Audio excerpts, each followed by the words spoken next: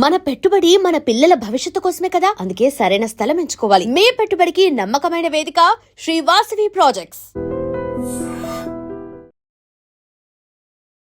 శ్రీశైలేశదయాపాత్రం ధీభక్త్యాదిగుణార్ణవం యతీంద్రప్రవణం వందే రమ్యజామాతరం మునిం లక్ష్మీనాథసమారంభాం నాథయామునమధ్యమాం అస్మదాచార్యపర్యంతాం వందే గురుపరంపరాం యో నిత్యమచ్యుతపదాంబుజయుగ్మరుక్మా వ్యామోహతస్తదితరాణి తృణాయ మేనే అస్మద్గురోర్భగవతోస్య దయేకసింధోః రామానుజస్య చరణౌ శరణం ప్రపద్యే. మాతాపితా యువతయస్థనయా విభూతిః సర్వం యదేవ నియమేన మదన్వయానాం ఆద్యస్య న కులపతిర్వహుళాభిరామం శ్రీమత్తదంఘ్రియుగళం ప్రణమామి మూర్ధ్నా. భూతం సరశ్చ మహదాహ్వయభట్టనాథ శ్రీభక్తిసారకులశేఖరయోగివాహాన్ భక్తాంఘ్రిరేణుపరకాలయతీంద్రమిశ్రాన్ శ్రీమత్పరాంకుశమునిం ప్రణతోస్మి నిత్యం. ఓం భగవన్నారాయణాభిమతానురూపస్వరూపరూపగుణవిభవైశ్వర్యశీలాద్యనవధికాతిశయ అసంఖ్యేయ కళ్యాణగుణగణాం పద్మవనాలయాం భగవతీం శ్రియందేవీం నిత్యానపాయినీం నిరవద్యాం దేవదేవ దివ్యమహిషీం అఖిలజగన్మాతరం అస్మన్మాతరం అశరణ్యశరణ్యాం అనన్యశరణః శరణమహం ప్రపద్యే.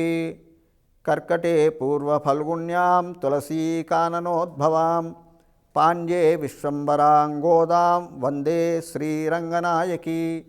నీళాతుంగస్థనగిరితటీ సుప్తముద్భోజ్య కృష్ణం పారార్థ్యం స్వం శృతిశతశిరసిద్ధమధ్యాపయంతి సోచ్ఛిష్టాయాం స్రజినిగళితం యాఫలాత్కృత్య భుంక్తే గోదా తస్యై నమ ఇదమిదం భూయ ఏవాస్తు భూయః. అన్నవయల్ పుదువై ఆండాళరంగర్కు పన్ను తిర్పావై పల్పదియం ఇన్నిషయాల్ பாடிக் கொடுத்தார் நல்பாமாலை பூமாலை சுடிக் கொடுத்தாடே சொல் சூடிக் கொடுத்த சுடற்கொடியே தொல்பாவை பாடி அருளவல்லவல்வலாய் நாடினி வேங்கடவர்க்கு என்ற விதியின் நிம்மாற்றம் நாங்களவா வண்ணமே நலுகு. ఓం అస్మద్గురుభ్యో నమః. శ్రీమతే రామానుజాయ నమః. శ్రీకృష్ణపరబ్రహ్మణే నమః. ఓం శ్రీ గోదారంగనాథాభ్యాం నమః. జై శ్రీమన్నారాయణ. జై శ్రీకృష్ణ. జై జై శ్రీకృష్ణ.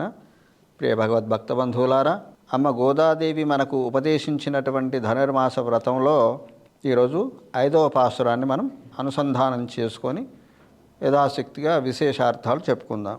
ముందుగా పాసురం. ఓం శ్రీ గోదాదేవ్యై నమః. మాయేనై మన్నవడమధురమైందనై தூய பெருநீரியமுனை துறைவனை ஆயர் குலத்திலின் தோன்று மனவிலக்கை தாயை குடல் செய்த தாமோதரனை தாயை குடல் விளக்கம் செய்த தாமோதரனை தூயோமாய் வந்து நான் தூமலர் தூவிஸ்துது வாயினார் பாடு மனத்தினால் சிந்திக்கா போஜ பீயும் புதர்வான் நினவும் தீனுல் தூஷாகும் செப்பேலோரெம்பாவாய் போஜ பிஜயம் புகுதிரவான் ననవం తీనులు తూషాగం చెప్పేలోరెంబావాయ్ అని గోదాదేవి మనకి ఈ పాసురంలో భగవంతుడి యొక్క ప్రభావాన్ని, వైభవాన్ని మరొక రూపంలో అనుసంధానం చేస్తుంది. ఎలాగా? మాయనై అనేటువంటి ఒక పదంతో భగవంతుడి యొక్క మాయా ప్రభావం ఎంత గొప్పదో అమ్మవారు చెప్తుంది. అంటే మాయా అంటే ఏమిటి అంటే భగవంతుడి యొక్క శక్తులన్నీ వివిధ రూపాల్లో విభజించబడి అది సృష్టి కారణమైనప్పుడు, ప్రకృతి వికృతిగా మారినప్పుడు దాన్ని మాయా అంటారు. మనం కనబరిచే మాయ వేరు, మనకు కనబడేవి. ఇంద్రజాల మహేంద్రజాలాన్ని కూడా మాయా అంటారు. ఇవి చిన్న చిన్న మాయలు. చిన్న మాయ కలిగినవాడు ఇంద్రజాలికుడు ఏం చేస్తాడు? ఆ క్షణంలోనే కొన్ని గింజలను చల్లి వెంటనే అవి మొలకెత్తి ఫలపర్యంతమయ్యేలాగా చేస్తాడు, ఫలాలు ఇచ్చేలాగా ఆ క్షణంలోనే. కానీ ఎంతకాలం ఉంటుంది? అది ఆ క్షణంలోనే మళ్ళీ అదృశ్యమైపోతుంది, కనబడకుండా పోతుంది. ఇది సాధారణమైనటువంటి మాయ. కానీ భగవంతుడి మాయ ఎలాంటిది? జగత్సృష్టి స్థితి లయలకు కారణమైనటువంటి మాయ. ఒకసారి భగవంతుడు సృష్టి ప్రారంభిస్తే కొన్ని లక్షల సంవత్సరాల వరకు ఆ సృష్టి నిలబడి ఉంటుంది. జీవులు మారుతూ ఉంటారు, దేహాలు మారుతూ ఉంటాయి. ఎలాగైతే మూడు కాలాలు మనకున్నాయో, 6 ఋతువులు మనకున్నాయో, 12 మాసాలు ఉన్నాయో, అలాగే మన ఈ జీవుడు ఈ శరీరాలను వదిలి ఇంకో శరీరానికి మారుతూ ఉంటాడు. కానీ ఆ యుగం అలాగే నిలిచి ఉంటుంది. కలియుగ ప్రమాణం ఎంత? 4,32,000 సంవత్సరాలు ఈ కలియుగ ప్రమాణం. దీనికి రెట్టింపు ద్వాపరయుగము, దానికి రెట్టింపు త్రేతాయుగము, దానికి రెట్టింపు కృతయుగము. కృతయుగము 32 లక్షల సంవత్సరాల పైన ఉంటుందట. మరి ఇంత సృష్టిని ఈ 4 యుగాలు కలిపితే ఒక చతుర్యుగం అంటారు. మరి ఇంత కాలాన్ని సృష్టిని నిలపగలిగినటువంటి ఒక స్థాపక శక్తి భగవంతుడి యొక్క మాయ. అలాంటి సృష్టి కలిగించినటువంటి తర్వాత ఇంకెవరైనా మైందనై అంటే యువరాజు అయినటువంటి వాడు. ఎక్కడ యువరాజు? అక్కడ కంసుని తర్వాత ఈయనే రాజు. కానీ ఇక్కడ నందగోకులం ఉన్నంత వరకు నందుడు రాజు అయితే ఈయన యువరాజుగా ఉంటాడు నందగోకులంలో. అలా నందగోకులానికి యువరాజు అయినటువంటి వాడు ఎక్కడ ఉన్నాడు మరి? ఈయనే తూయ పెరునీర్ అంటే పరిశుద్ధమైనటువంటి జలాన్ని ప్రవహించేటువంటి యమునా నది తీరంలో విహరించేవాడట. ఈ లక్షణాలన్నీ ఎవరికి ఉన్నాయి? యమునా తీరంలో ఏ అవతారంలో భగవంతుడు విహరించాడు అంటే శ్రీకృష్ణావతారమే. అదే శ్రీరామచంద్రుడు సరయూ నది తీరాన ఆయన విహరించాడు. అలాగే శ్రీకృష్ణుడు యమునా నది తీరాన విహరించాడు. ఈ 2 నదుల్లో ఏది గొప్పది? అటు సరయూ నదా, ఇటు విరజానదా? ఆ తర్వాత రాముడు సంచరించినటువంటి గోదావరి నది గొప్పదా అనేటువంటి మనకు ఒక సంశయం కలిగినప్పుడు ముందు పాసురాల్లో తెలుస్తుందన్నమాట. తూయి పెరునీర్ యమునై తురవెనై గోపవంశమును అవతరించినటువంటి మణిదీపం వంటివాడు. అంటే మణిదీపం అంటే ఏమిటి? మనం జ్యోతులు వెలిగిస్తాం, దీపాన్ని వెలిగిస్తాం. ఆ దీపం ఎంతవరకు ఉంటుంది? ఎంతకాలం ఉంటుంది? దాంట్లో చమురు ఉన్నంతవరకే, ఆ నూనె నెయ్యో పదార్థం ఉన్నంతవరకే ఆ దీపం వెలుగుతూ ఉంటుంది. కానీ ఈ భగవంతుడు ఎంతకాలం ఉంటాడు? ఆయన ఆది మధ్యాంతరహితుడు. ఆయనకు ఇది ఆది, ఇది ఇప్పుడు మొదలైంది భగవంతుడు అవతారం అని కానీ, ఇది మధ్య అని కానీ, ఇగో ఇప్పుడు అంతమవుతుంది కానీ అని చెప్పలేనటువంటి ఆది మధ్యాంతరహితమైనటువంటి అవతారం భగవంతుడిది. ఆ అవతారాల్లోనే కొద్దిగా అంశాల చేత ఈ మత్స్య అవతారాది దశావతారాలు ఇంకా అవతారాలు మనకు భాగవతంలో చెప్పబడ్డాయి. ఆ అవతారాలన్నీ మన కోసమే. భగవంతుడు ఎందుకు అవతరిస్తాడట? ఆయన అవతరించడానికి ఆయనే 3 కారణాలు చెప్తాడు భగవంతుడు. ఏం కారణాలు? పరిత్రాణాయ సాధూనాం. సాధువులు అంటే మంచి ప్రవర్తన కలిగిన వాళ్ళు. అలా సాధు ప్రవర్తన కలిగిన వాళ్ళను పరిత్రాణాయ రక్షించడం కోసం, వినాశాయచ దుష్కృతాం. దుష్కృతి అంటే పాపాలు, కర్మలు, దుష్కర్మలు చేసేవాళ్లను నశింపచేయడానికి తాను అవతరిస్తాడట. ఇంకోటి ధర్మ సంస్థాపనార్థాయ సంభవామి యుగే యుగే. అంటే ఎప్పుడైతే యథాయథాహి ధర్మస్య గ్లానిర్భవతి భారత అన్నాడు, అప్పుడు ఎప్పుడైతే అధర్మానికి హాని కలుగుతుందో అప్పుడు అవతరిస్తాను అన్నాడు.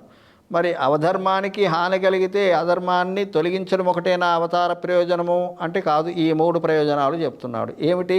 సాధువులను రక్షించడము, దుష్టులను శిక్షించడము, తద్వారా ధర్మ సంస్థాపన చేయడం. ఈ విధమైనటువంటి అవతార వైభవం భగవంతుడిది. ప్రతి అవతారానికి ఈ 3 ప్రయోజనాలు ఉంటాయి. అలాగా ఎక్కడ అవతరించాడు ఈ స్వామి? ఈ గోకులంలో, మధురలో పుట్టి గోకులంలో పెరిగినటువంటి వాడు. ఆ మధురకి గోకులానికి కూడా మణిదీపం లాంటి వాడు. జ్యోతిలాగా ఏదో కొంతకాలం కాదు, మణిదీపం ఎప్పుడూ వెలుగుతూనే ఉంటుంది. దానికి ఏదో చమురైపోవడం లాంటిది లేదు. ఆ మణి ఉన్నంతకాలం ఆ తేజస్సు, ఆ వైభవం, ఆ కాంతి ఉంటూనే ఉంటుందన్నమాట. అలాంటి మణిదీపం లాంటి వాడు శ్రీకృష్ణ భగవానుడు. తాయై కుడల్ విలక్కం దామోదరణై అంటే యశోదా గర్భాన్ని ప్రకాశింపజేసిన వాడుట. యశోదా గర్భంలో జన్మించాడైనా లేదు, దేవకీ గర్భంలో జన్మించాడు. అయినప్పటికీ కూడా ఇక్కడ యశోదా తనయుడిగానే పిలువబడ్డాడు శ్రీకృష్ణుడు. బాల్యమంతా కూడా అక్కడే గడిచిపోయింది. కాబట్టి యశోదా గర్భసంభూత, దేవకీ గర్భసంభూత అన్నప్పటికీ కూడా ఆ యశోదా గర్భాన్ని పావనం చేసినటువంటి వాడవయ్యా. ఆ తల్లి గర్భాన్ని, 2 గర్భాలు, అటు యశోదాదేవి గర్భాన్ని, ఇటు ఎందుకు స్తన్యాన్ని తీసుకున్నాడు అక్కడ. యశోదాదేవి తనయుడిగా చెప్పబడ్డాడు. కాబట్టి ఆ తల్లి గర్భాన్ని జన్మించినందుకు దేవకీదేవి గర్భాన్ని, అందరి యొక్క గర్భాలను ప్రకాశింపచేసిన వాడా అని దామోదరణై తుయోమాయి వందనాం. పరిశుద్ధమై వచ్చినాము. ఎక్కడికి వచ్చినాము? దామోదరణై. మనకి గతంలో గడిచిన మాసం, ఈ మార్గశిర మాసానికి ముందు గడిచింది కార్తీక మాసం అంటాం కదా. ఆ కార్తీక మాసానికి మరో పేరు దామోదర మాసము అంటారు. అసలు ఈ దామోదరుడు అంటే ఎవరు? శ్రీకృష్ణుడే దామోదరుడు. మరి ఆ పేరు ఎందుకు వచ్చింది అంటే, ఈయన చాలా అల్లరి పిల్లవాడు కదా. అల్లరి చేస్తుంటాడు ఎప్పుడు. ఆ ఇంట్లో పాలు, ఈ ఇంట్లో పెరుగు, మిగతా తన ఇంట్లో లేనట్టు. 5 లక్షల గోవులు ఉన్నాయట నందుడికి. మరి అంత పాడి సంపద ఉన్నప్పటికీ ఇంకో ఇంట్లో ఎందుకు అంటే, వాళ్ళను కూడా అనుగ్రహించాలి. అది భగవంతుడి యొక్క అవతార ప్రయోజనం కదా. అందరిని ఆనందింప చేయాలి అని ఆ లీలలను ప్రదర్శిస్తూ ఉంటాడు. ఆయన వెళ్ళి ఆ ఇంట్లో, ఈ ఇంట్లో పాలు పెరుగు దొంగిలిస్తుంటే తట్టుకోలేకపోతే తనొక్కడే తినడు. తను తిన్నంత తిని, తన స్నేహితులకు పెట్టినంత పెట్టి, మిగతా అంతా ఏదో కుండలు పగలగొట్టి అల్లరి నానా గందరగోళం చేసి వస్తాడనమాట. వీళ్ళందరూ యశోదాదేవికి కంప్లైంట్ చేయడం వెళ్ళి, అమ్మ మీ కృష్ణుడు ఇలాంటి అల్లరి చేస్తున్నాడు కాబట్టి అమ్మ నీ కుమారుడు మా ఇండ్లను పాలు పెరుగు మననీడమ్మ పోయేదమెక్కడికైనాను అని మేము ఈ నగరాన్ని విడిచి వెళ్ళిపోతామమ్మా, నీ ఆ పిల్లవాడిని అల్లరి తట్టుకోలేము అని ఆ యశోదాదేవికి చెప్పినప్పుడు, అయ్యో ఇంత అల్లరి చేస్తున్నాడా ఈ పిల్లవాడు, నాకు ఒక అపకీర్తి తెచ్చిపెడుతున్నాడు కదా, ఈయన్ని కట్టివేద్దామని చెప్పి ఒక తాడు తీసుకొని బయలుదేరుతుంది. ఆయన అనంతమైనటువంటి అనంతకోటి బ్రహ్మాండాలను తన గర్భంలో దాచుకున్నవాడు. ఏ తాడుకు కట్టిపడతాడు. ఆయనను కట్టే ప్రసక్తి లేదు, ఆయనను కట్టే శక్తి లేదు, ఆయనను కట్టే ఒక సాధనము లేదు. ఒక శక్తి, ఒక సాధనం మాత్రం, ఇది భక్తి అనే సాధనానికి కట్టుబడతాడు. భక్తుల యొక్క శబదానికి కట్టుబడతాడు.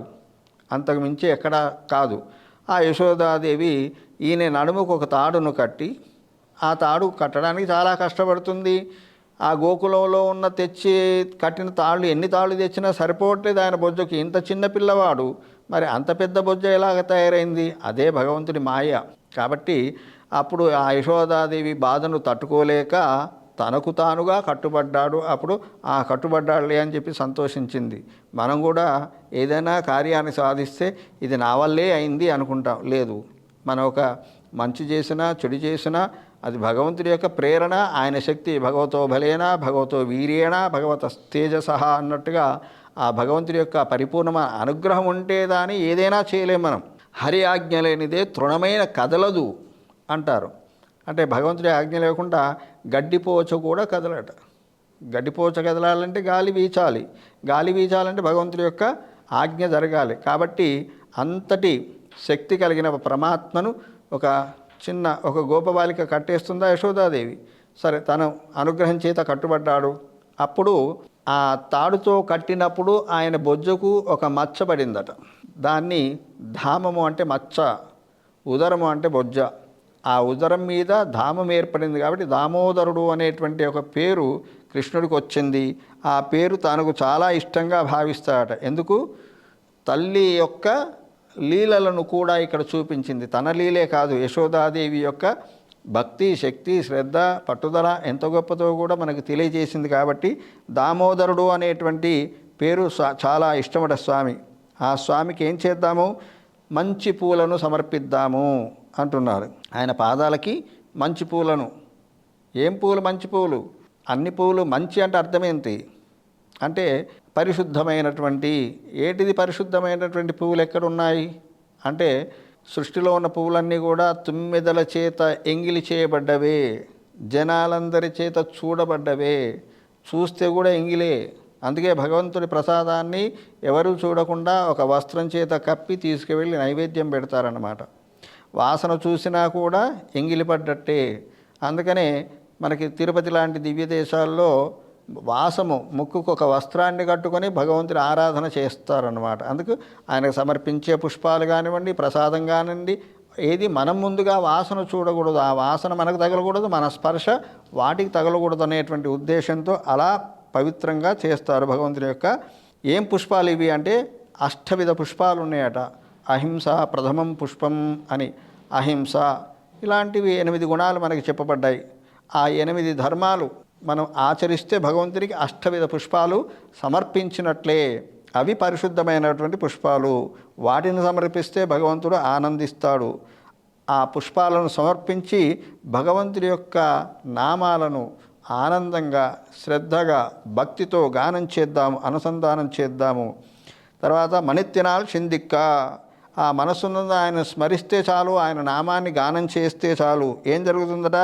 పోజపేయం పోదరవాన్, నిల్వ చేసుకున్నటువంటి పెట్టుకున్నటువంటి ప్రవేశించుటకు వీలు కానటువంటి ఆగామి సంచిత ప్రారబ్ధ కర్మలన్నీ కూడా, ఇంతకుముందు చెప్పుకున్నాం త్రివిధ కర్మలని, సంచితము, ప్రారబ్ధము, ఆగామి, అవన్నీ కూడా నిప్పులో కాలిన కట్టెల్లాగా దూదిపింజల్లాగా కాలి మాడి మసైపోతాయి అని భగవద్గీతలో కూడా శ్రీకృష్ణుడు చెప్తాడు. దీన్నే జ్ఞానాగ్ని దగ్ధ కర్మాణం అంటాడనమాట. భగవంతుడికి అంత శక్తి ఉందా? ఉంది అని ఎన్నో సందర్భాల్లో స్వామి నిరూపించాడు భారత భాగవతం. అందుకే భాగవతం చదవాలి. మానవుడికి మోక్షాన్ని ప్రసాదించేటువంటి ఏకైక గ్రంథం ఏదైనా ఉంటే అది భాగవతం. ఇంకే సాధన చేయాల్సిన అవసరం లేదు. భగవద్గీత కేవలం అనుసంధానం చేయడం కాదు, దాన్ని పారాయణ గ్రంథం కాదు, అనుష్ఠాన వేదాంతం అంటారు భగవద్గీతలో ఉన్నది. అదే భారతంలో ఇచ్చినటువంటి 2 రత్నాలు మనకి, ఒకటి శ్రీ విష్ణు సహస్రనామం అయితే రెండవది భగవద్గీత. కానీ విష్ణు సహస్రనామం పారాయణ చేస్తే చాలు. కానీ భగవద్గీత కేవలం పారాయణం కాదు, అందులో ఉన్నటువంటి విషయాల్ని అనుష్ఠాన పర్యంతం మనం ఆచరించాలి. అనుష్ఠాన వేదాంతం అంటారన్నమాట, ఏదో శుష్క వేదాంతం కాదు. కాబట్టి భగవంతుడి యొక్క గుణానుభవాన్ని కీర్తించాలి. కీర్తిస్తే ఆయనను మనం మనసులో నిలుపుకుంటే మన యొక్క ఆగామి ప్రారబ్ధ సంచిత కర్మలన్నీ తొలగిపోతే మళ్ళీ జన్మ అనేటువంటిది ఉండదు, పునర్జన్మ రాహిత్యం కలుగుతుంది. ఈ జనన మరణ చక్రంలో నుండి మనం బయటపడిపోతాము అని ఈ విధంగా భౌతికమైనటువంటి, లౌకికమైనటువంటి ప్లస్ ఆధ్యాత్మికమైనటువంటి ప్రయోజనాలను కూడా కలిగిస్తుంది భగవంతుడి నామం అని చెప్పి మాయావి అయినటువంటి ఆ శ్రీకృష్ణుని యొక్క నామాల్ని మనకు చెప్తుంది. ఎన్నో మాయలు శ్రీకృష్ణావతారంలోనే కోకొల్లలుగా మాయలు చూపించాడు. భాగవతంలో చూస్తే తెలుస్తుంది అన్నమాట శ్రీకృష్ణుడు లీలలు ఎంతో. ఒక స్కందమే, దశమ స్కందం మొత్తం కూడా భగవంతుడైన శ్రీకృష్ణుడు లీలలే వర్ణించబడి ఉన్నాయన్నమాట. అంత గొప్ప. అవి కొంతవరకే, కొన్నే గ్రహించినటువంటి గ్రంథస్థం చేసినటువంటి మహానుభావుడు వ్యాస మహర్షి. కాబట్టి మిగతా గ్రంథాలు ఏమీ మనం తపస్సులు, యజ్ఞాలు, దానాలు ఏం చేసినా చేయకపోయినా సరే భాగవతాన్ని ఒకసారి వింటే చాలు, తరించిపోతాం. పరీక్షిత్ మహారాజు కూడా శుకయోగి ద్వారా ఆ భాగవతాన్ని విని తరించిపోయాడు. అలాంటి భగవన్ లీలలను మనం అనుసంధానం చేద్దాం, భగవంతుని యొక్క నామాన్ని మనం అనుసంధానం చేద్దామని చెప్పి గోదాదేవి మాయావి అయినటువంటి ఆ మహాత్ముని యొక్క వైభవాన్ని ఈ పాసురంలో వివరించింది మనకి. జై శ్రీమన్నారాయణ. ఓం అస్మద్గురుభ్యో. And for more videos, Please subscribe to iDream. Please subscribe to iDream. Please subscribe iDream. And please subscribe to iDream. For more videos, subscribe to iDream. please like, share and subscribe to the channel. Congratulations, iDream. Subscribe to iDream. Subscribe to iDream. So subscribe to iDream Media. iDream ki iDream team andarki huge congratulations. Please subscribe iDream Media. Please subscribe to iDream. Subscribe iDream. Please subscribe to iDream. iDream అంటే నా కళల ఛానల్ను subscribe చేసుకున్న నోరు తిరుగుతలేదు, మీరైతే గంట గుర్తు కొట్టండి. For more such videos, please subscribe to iDream. Subscribe to iDream. Please subscribe to iDream. Please subscribe iDream Media. Please do subscribe to iDream. Please subscribe to iDream Media. For best entertainment and information, please subscribe iDream. And don't forget to subscribe to iDream.